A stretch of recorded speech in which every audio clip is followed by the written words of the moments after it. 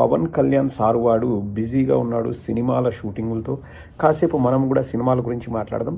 ఆట విడుపుగా రాజకీయాల్ని కొద్దిసేపు పక్కన పెట్టి హరిహర వీరమల్లు అనే వాళ్ళ ట్విట్టర్ అకౌంట్లోంచి ఒక మెసేజ్ వచ్చింది. Power star Pawan Kalyan garu finishes shooting for Harihara Veeramallu.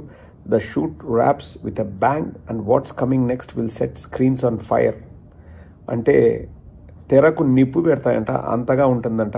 A massive trailer and blockbuster songs are on the way. Trailer songs అన్నీ రిలీజ్ చేస్తున్నారంట. ఇంకా అసలు రచ్చరచ్చగా ఉంటుందంట. ఇదిగోండి ఉప ముఖ్యమంత్రి గారి కొత్త గెటప్. ఉప ముఖ్యమంత్రి గారు ఇక్కడ మీరు గుర్తుపట్టలేకపోతే ఉప ముఖ్యమంత్రి గారి కొత్త గెటప్. సినిమాలు తీస్తున్నాడు ఆయన, సినిమాలతో బిజీగా ఉన్నాడు. ఇక్కడ పవన్ కళ్యాణ్ ఎందుకు పరిపాలన చేయట్లేదు, సినిమాలు ఎందుకు తీసుకుంటున్నాడు నేను. ఎందుకంటే ఈ తిక్క జన సైనికులు వచ్చి ఏం మాట్లాడతారో మనకు తెలుసు. వాళ్ళకు తూర్పు పడమర తెలియదు, వాళ్ళు ఇష్టారీతిన మాట్లాడుతుంటారు.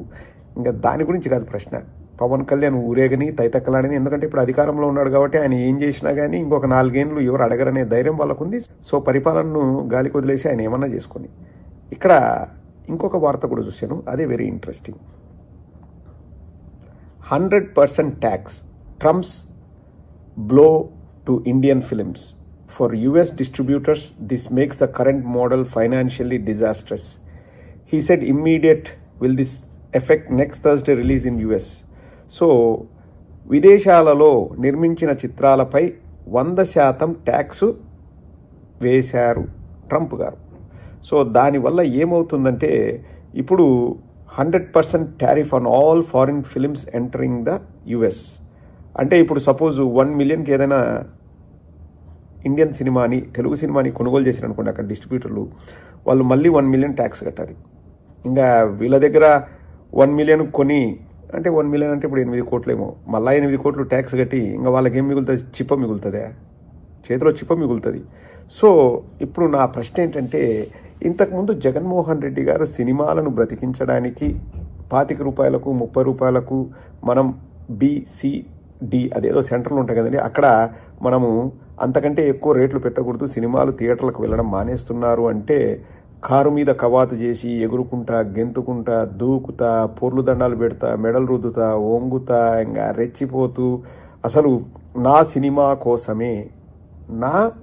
కోసమే ఈ జీవోలు తీసుకొచ్చారు, ఎవడాపుతారా నా సినిమాని, నేను చూసుకుంటానరా అది అని చెప్పేసి విర్రవీగి రెచ్చిపోయి, అసలు ఇంకా మామూలు రెచ్చిపోవడం కాదు, అంత హంగామా చేశాడే.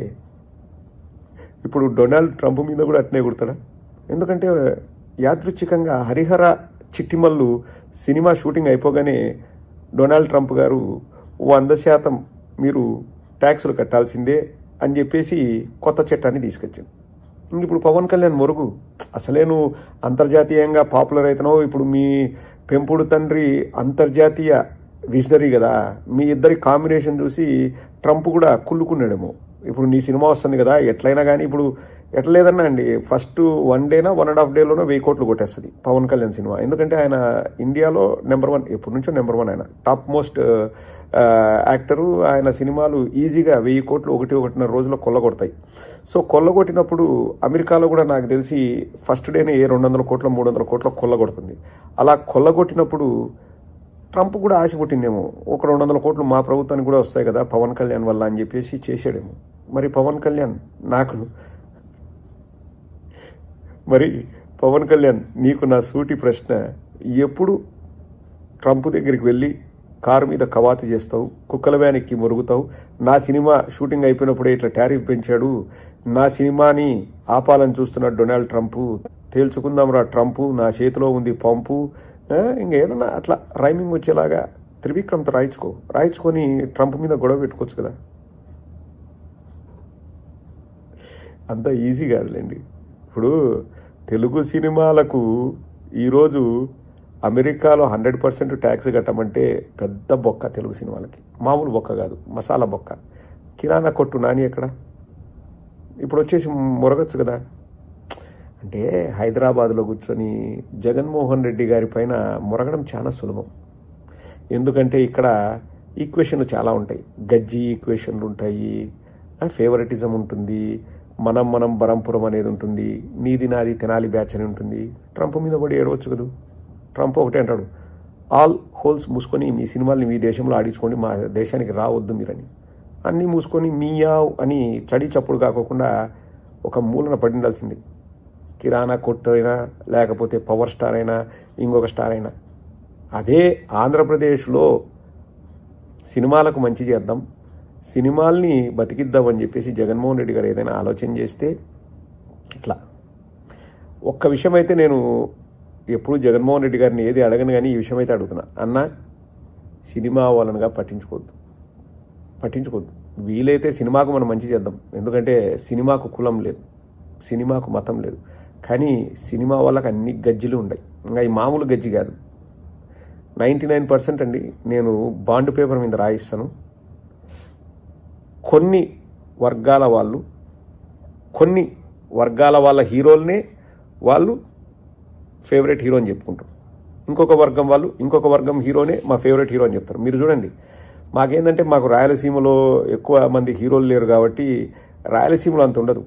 కానీ కోస్తాలో మాత్రం, తెలంగాణలో కూడా అంత ఉండదు, కోస్తాలో మాత్రం ఆ హీరో కులమేంది, మా కులపోడా, ఆ హీరోనే నా ఫేవరెట్ హీరో, అది వేరే కులపోడా, వాడు నా హీరో. ఇట్లా 99% కులాల మీద ఆధారపడే ఈ ఫేవరెటిజం అనేది ఉంటుంది. వెరీ వెరీ క్లియర్ అండి, ఇట్స్ ఓపెన్ సీక్రెట్. సో వాళ్ళు కూడా ఇప్పుడు జగన్మోహన్ రెడ్డి మన కులపోడు కాదు కదా, సో జగన్మోహన్ రెడ్డి పైన ఏమైనా మాట్లాడదాం. అదే మన కులపోడు వస్తే మనం ఏం మాట్లాడకూడదు. ఈ కుల జాడ్యం అనేది ఇంకా మళ్ళీ మీకు కావాలంటే ఒకసారి ఏబిఎన్ రాధాకృష్ణతో మోహన్ బాబు ఇంటర్వ్యూ ఉంటుంది. మోహన్ బాబు యాంకరు, రాధాకృష్ణ గెస్ట్ అంట, అదొక తుత్తి. దాంట్లో మోహన్ బాబు డైరెక్ట్గా అంటారు, నీకు కుల పిచ్చి, కుల గజ్జి, కుల జాడ్యం ఉంది కదా అని. ఇంకా దాని గురించి ఎంత తక్కువ మాట్లాడుకుంటే అంత మంచిది. బట్ నేను కోరేది ఏంటంటే, నాకు ఇప్పటికీ డౌట్ అనుమానం ఏంటంటే, డొనాల్డ్ ట్రంప్ గారు 100% టారిఫ్ కేవలం హరిహర చిట్టిమల్లును దృష్టిలో పెట్టుకునే చేశాడన్నది నాకు విశ్వసనీయ వర్గాల సమాచారం, అభిజ్ఞ వర్గాల బోగట్ట.